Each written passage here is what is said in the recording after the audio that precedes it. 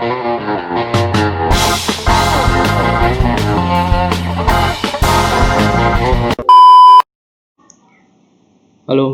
jadi ini sesi GLBB untuk yang kelas 10 sama sebelumnya. Sebelumnya kita bahas GLB, sekarang GLBB, gerak lurus berubah secara beraturan. Jadi dalam GLBB itu ada beberapa nilai dari GLBB. Yang jelas kecepatan yang berubah tapi secara beraturan, memiliki nilai percepatan yang tetap. Jadi percepatannya bukan lagi nol. Kalau di GLB hanya sama dengan nol atau percepatan yang nol.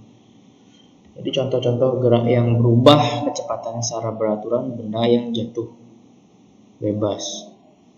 Karena ada nilai percepatan yang tidak berubah, itu adalah apa contohnya? Ya, apa itu? Ya gravitasi. Gravitasi adalah percepatan yang nilainya tetap, sehingga kecepatannya akan berubah secara beraturan.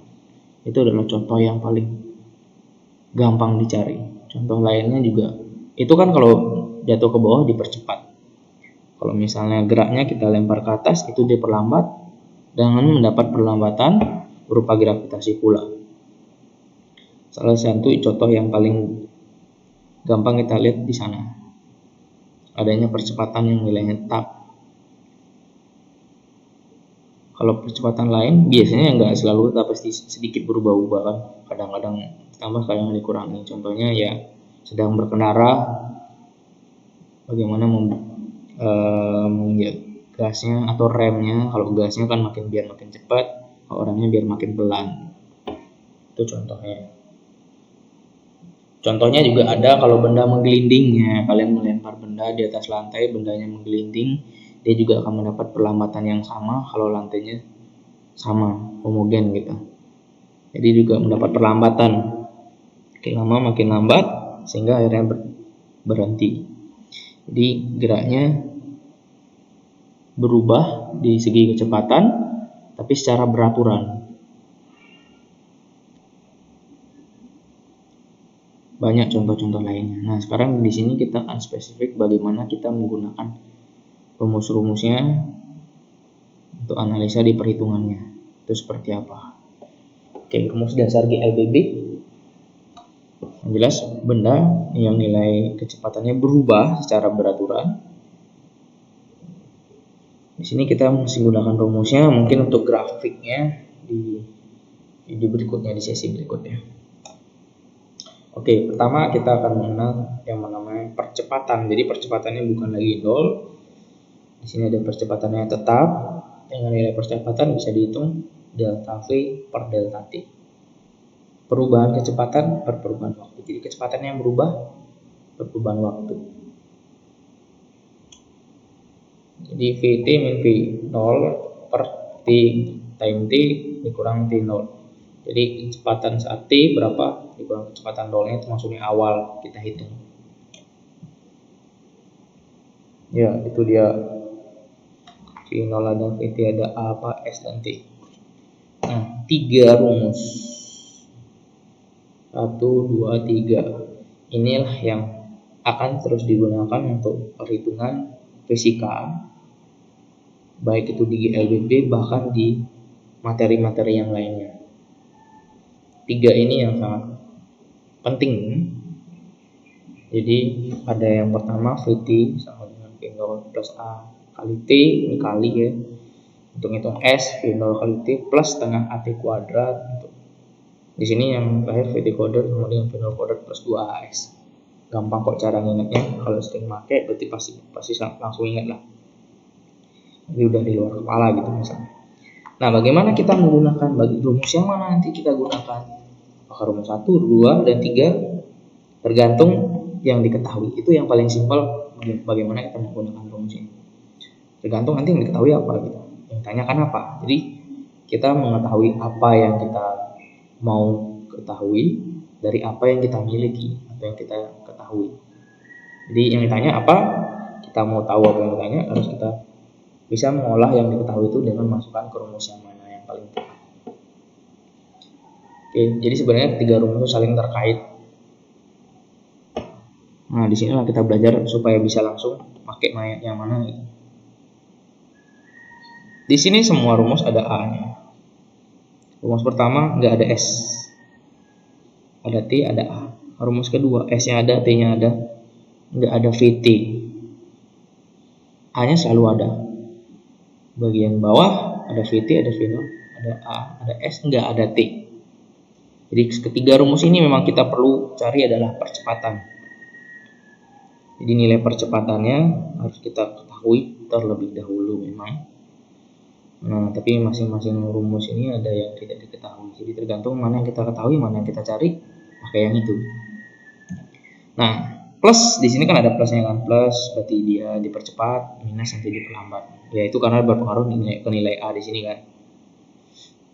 Ya, langsung aja nanti bagaimana di penerapannya. Contoh perhitungannya seperti ini. Misalkan sebuah pesawat hendak lepas landas dari keadaan diam, kemudian bergerak dan mulai terbang.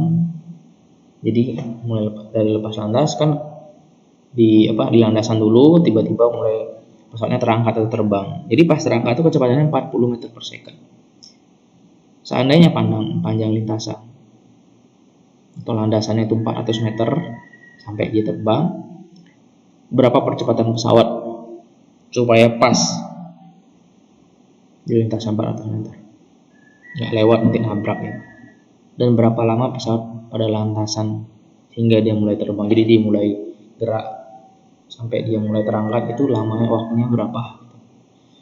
Nah, sangat penting di sini kita diketahui apa aja diketahui dari yang di soal. Dari masalahnya itu kita harus tahu apa yang diketahui gitu. Nah, penyelesaiannya memang kita harus mengetahui dulu apa diketahui. V0-nya dari keadaan diam. Clear.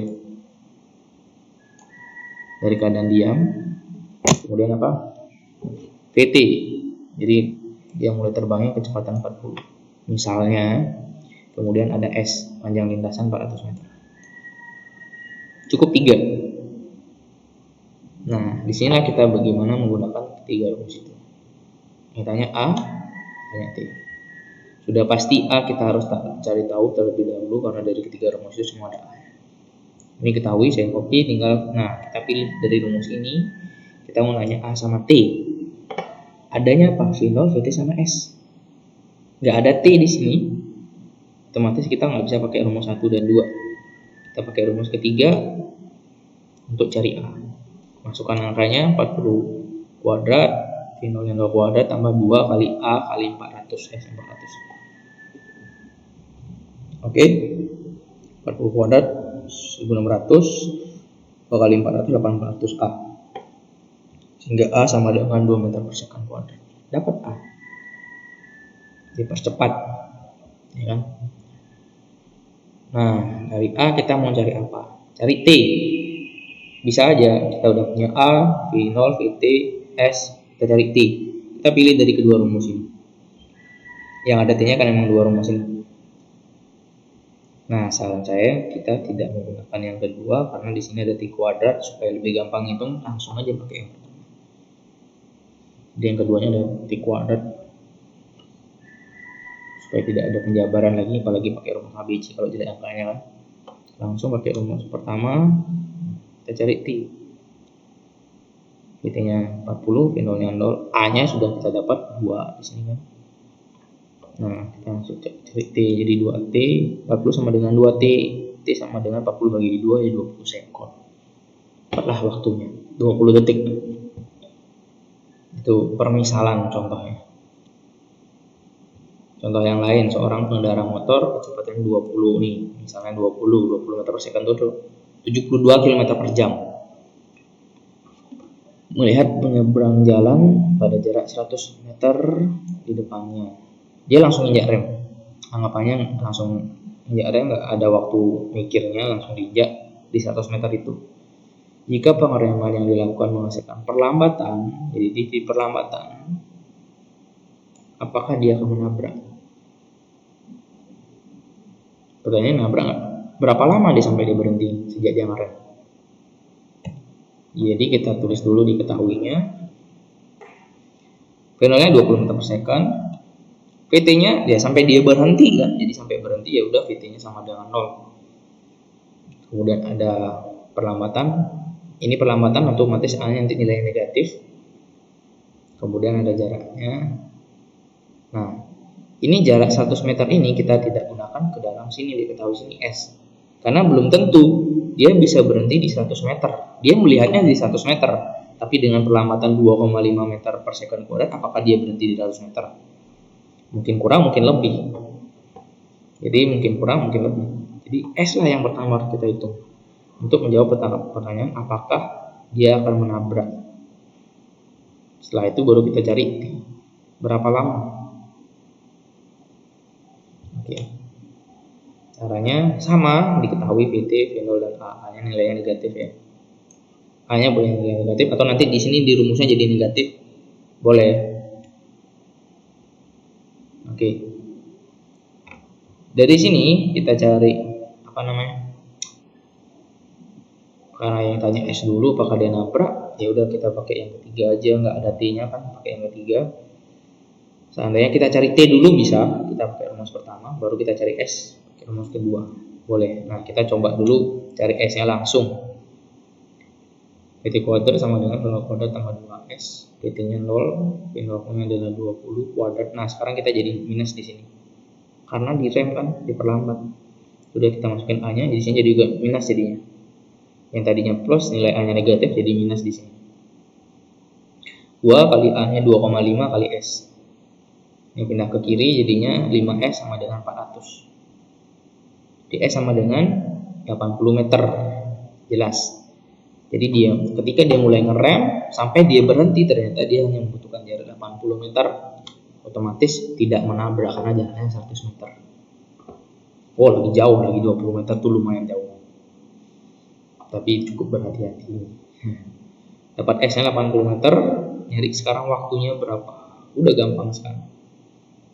PT P0 A S juga ada, tetap kita gunakan dari yang pertama buat nyari T supaya lebih gampang. PT-nya 0, P0-nya 20, minus lagi di sini kan.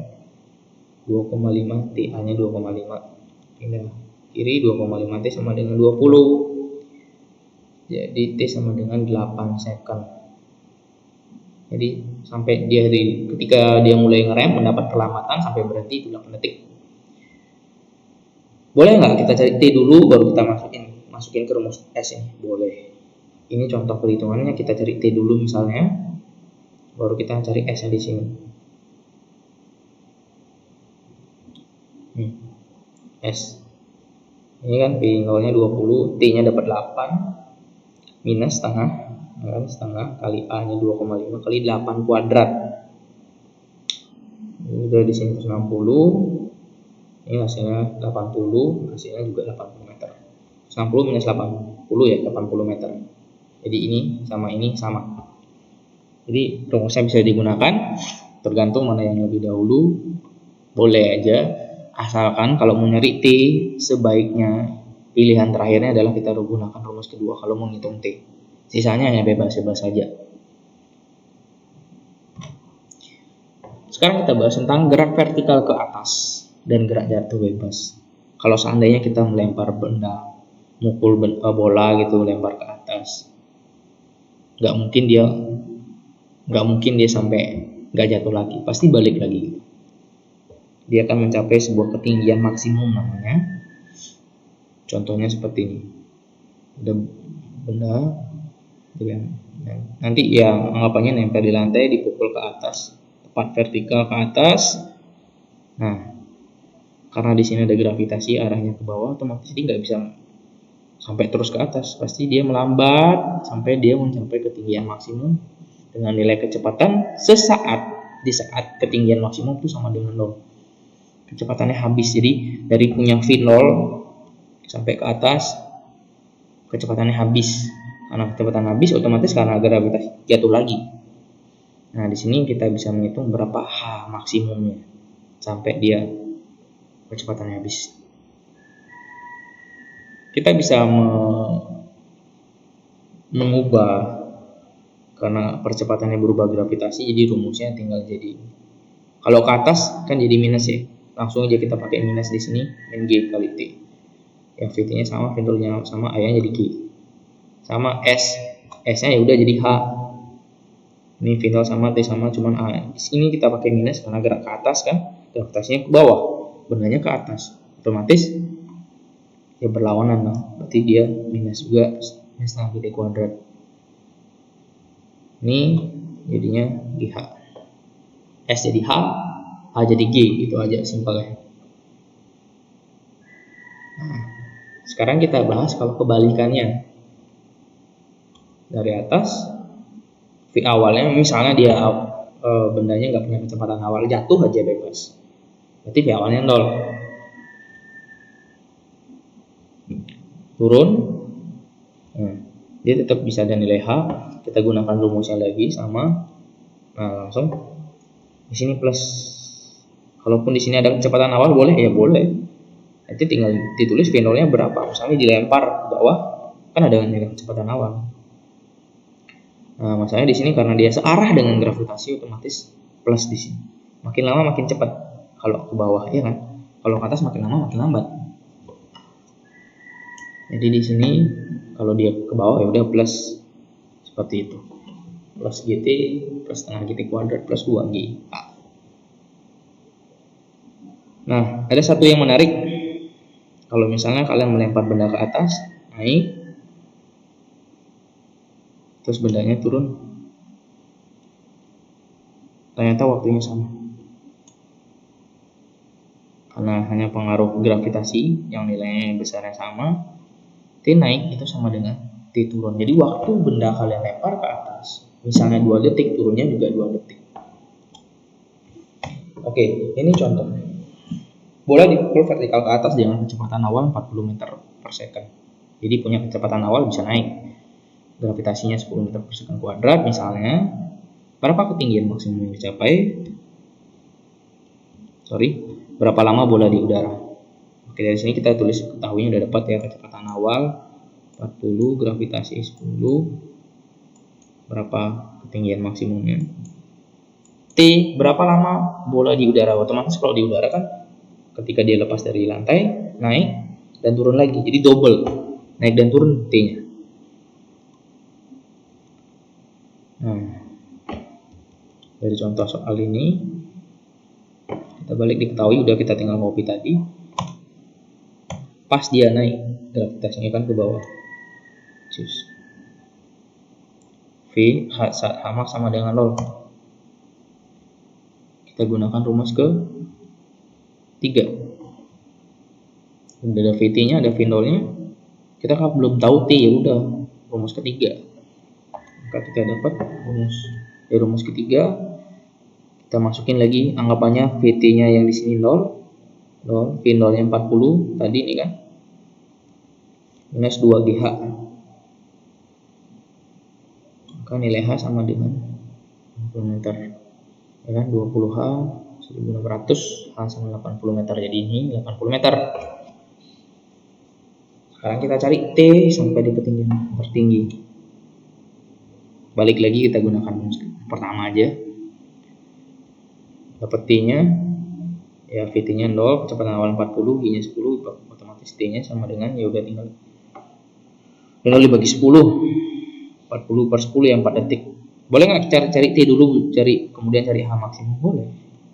Dapat T 4 detik, ya udah cari H dipakai rumus ini. Seperti tadi. Oke, balik ke soal. Kalau T-nya naik 4 detik, otomatis T turunnya 4 detik. T naik sama dengan T turun 4 detik.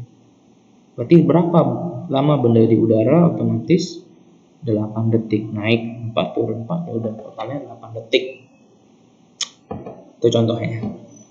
Oke, untuk melatih kalian menguasai perhitungan ini ada cukup 2 soal bisa dikerjakan. Pertama, Abi dan Bimo sedang latihan lari. Abi lari, kecepatan awalnya 0, enggak ada kecepatan awal, kan diam, kemudian punya percepatan 1 meter per second kuadrat. Kita anggap percepatannya tetap segitu. Abi duluan start, 2 detik kemudian baru si Bimo. Kecepatan awalnya 0, tapi percepatannya 2 meter per second kuadrat. Lebih kencang dia misalnya. Tanya adalah kapan dan di mana BIMO bisa menyusul ABI jika dihitung dari posisi start yang sama. Oke.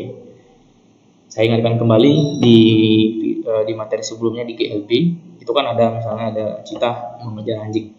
Itu konsepnya sama persis. Cuman perbedaannya di sini adalah rumus. Kalau kemarin kan ada tuh S-nya cita sama dengan S-nya anjing ditambah jarak pisah pertamanya. Kemudian kalau yang di sini sama.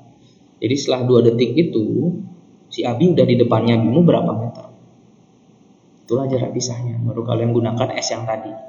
Bisa cara yang seperti itu. Jadi cari dulu si Abi udah di depannya BIMO berapa meter baru BIMO. Start kan. Anda dapat dari sana berarti S-nya BIMO sama dengan S-nya Abi tambah jarak pisah. S-nya dimasukin ke persamaan kedua. Dari sana dapat T, dapat kapan. Kemudian dari T baru kalian bisa ngitung S. S-nya bisa dari BIMO atau dari Abi. Yang jelas saya mintanya dari start. Soal kedua, Dion melempar bola dari tangannya setinggi 2 meter, jadi lemparnya udah di atas kepala misalnya 2 meter dengan kecepatan 30 meter per second. Berapa ketinggian dan kecepatan bola saat detik keempat? Ketinggiannya dihitung dari tanah. Kalau tadi dilemparnya dari tangan, di atas tangan di 2 meter. Oke, itu saja. Kita akan bahas di sesi berikutnya ini, tapi tetap dikerjakan. Oke, semoga bisa dipahami tadi di GLBB. Sampai di video berikutnya, di sesi berikutnya. Bye.